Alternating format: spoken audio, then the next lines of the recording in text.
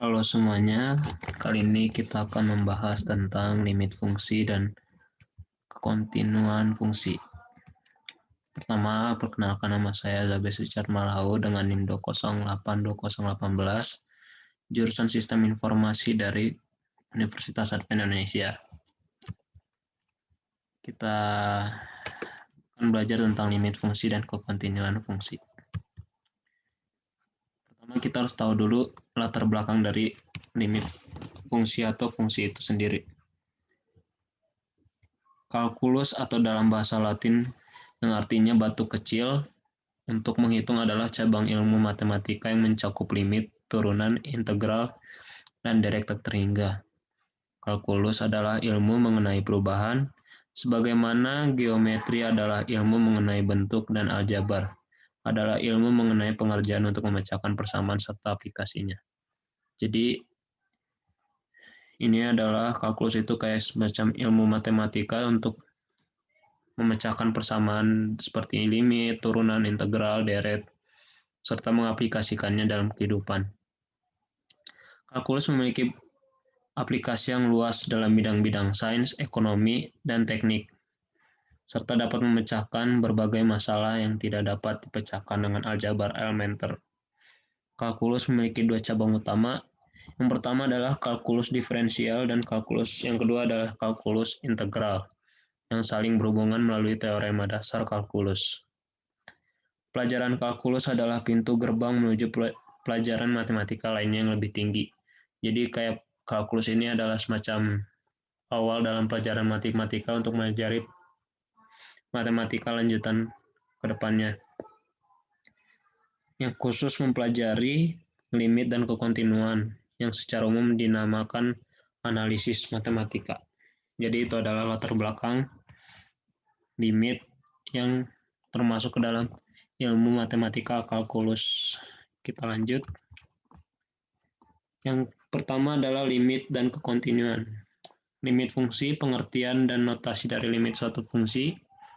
Fx di suatu nilai x sama dengan a diberikan secara intuitif menggunakan bantuan. Untuk nilai x mendekati a dari arah kanan, maka dikatakan bahwa limit fungsi fx untuk x mendekati a dari kanan.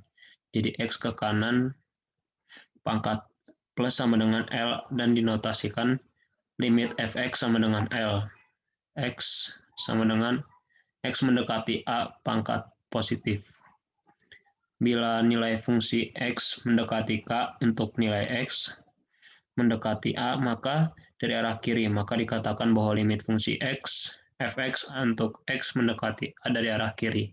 Itu adalah x mendekati A pangkat minus, sama dengan k dan dinotasikan.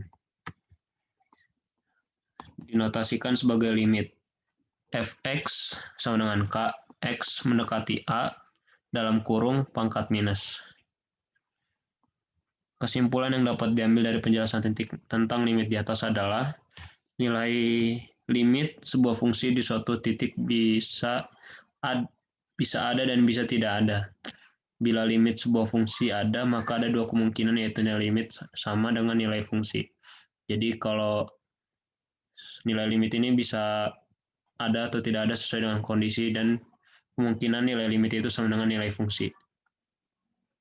Dalam melakukan perhitungan limit dari fungsi fx dx sama dengan a, dilakukan dengan menyubstitusikan nilai x sama dengan a terhadap sebetulnya nilai yang dimaksud adalah nilai pendekatan. Jadi x itu sama dengan a itu adalah x mendekati a.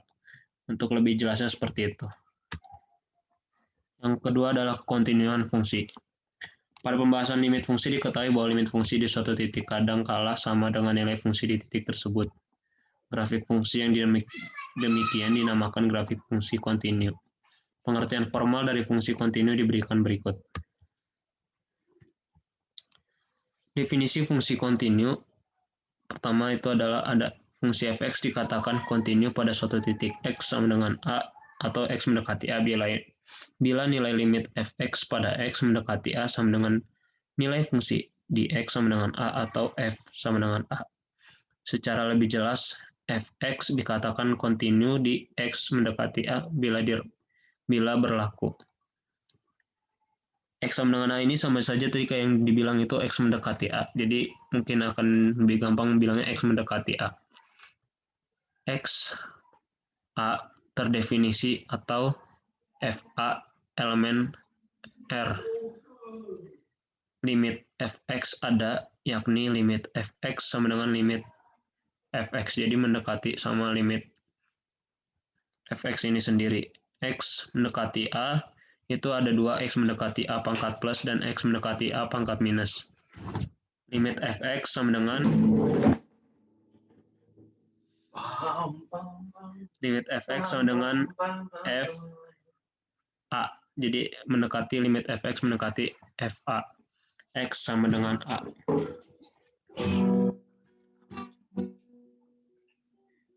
Bila minimal salah satu dari persyaratan di atas tidak dipenuhi, maka Fx dikatakan tidak kontinu di X mendekati A dan titik X mendekati A disebut titik diskontinu. Untuk kekontinuan fungsi pada interval. Fungsi Fx dikatakan kontinu pada interval buka A, B bila Fx kontinu pada setiap titik dalam interval tersebut. Sedangkan Fx dikatakan kontinu pada interval tutup A, B bila yang pertama itu Fx kontinu pada nilai AB, yang kedua Fx kontinu kanan di X mendekati A, limit Fx sama dengan F dalam kurung A, X mendekati A pangkat plus.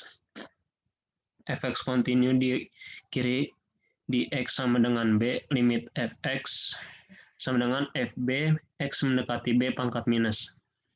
Bila Fx kontinu untuk setiap nilai X elemen real, maka dikatakan Fx kontinu atau kontinu di mana-mana. Bisa banyak if Fx kontinunya ini. Kita masuk ke contoh soalnya. Pertama ditentukan Fx sama dengan 2x pangkat 3 kurang 9x pangkat 2 tambah 12x. Fungsi Fx turun pada interval. Fx sama dengan 2x pangkat 3 kurang 9x pangkat 2 tambah 12x. Fx sama dengan 0. Jadi kita masukin Fx-nya sama dengan 0, 6x pangkat 2 kurang 18x. Jadi kita kalikan tadi kan 2x pangkat 3 kurang 9x pangkat 2 tambah 12x. Jadi berubah 6x pangkat 2 terus sama dengan 18x tambah 12 sama dengan 0. Disederhanakan jadi x pangkat 2 kurang 3x tambah 2 sama dengan 0. Jadi x min 2, x min 1 sama dengan 0. X sama dengan 2 atau X sama dengan 1. Gunakan turunan yang kedua. Sekarang kita masuk ke turunan yang kedua. Jika Fx sama dengan negatif, berarti titik belok maksimal. Jika Fx positif, berarti titik balik minimum. Fx sama dengan 12x kurang 18. Kita masukin angkanya tadi. F1 sama dengan 12 kali 1 kurang 18 sama dengan min 6. Titik balik, karena ini negatif berarti kita dapatnya titik balik maksimum. Kalau kita masukkan ke 2 tadi, yang X yang 2, F2 sama dengan 12 kali 2 kurang 18 sama dengan positif 6. Ini berarti titik balik minimum. Fungsi Fx turun pada interval X lebih kecil 1, lebih besar 2. Ya, seperti itu. Jadi itu contoh soalnya. Mungkin kalau ada pertanyaan boleh langsung ditanyakan saja, masukkan ke dalam kolom komentar. Kita masuk ke penutup, jadi kesimpulannya konsep limit itu mempunyai peranan yang sangat penting di dalam kalkulus atau dalam berbagai bidang matematika. Kayak tadi dibilang kalau kalkulus ini digunakan dalam ilmu matematika dan untuk mencari persamaan dan untuk diaplikasikan dalam kehidupan sehari-hari. Terus oleh karena itu, konsep ini sangat perlu untuk dipahami supaya kita dapat mengerti konsep ilmu matematika kalkulus ini.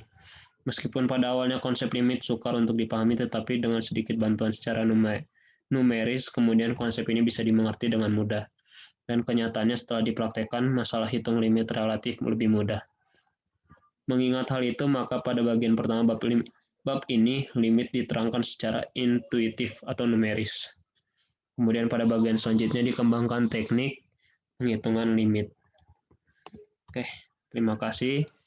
Semoga bermanfaat.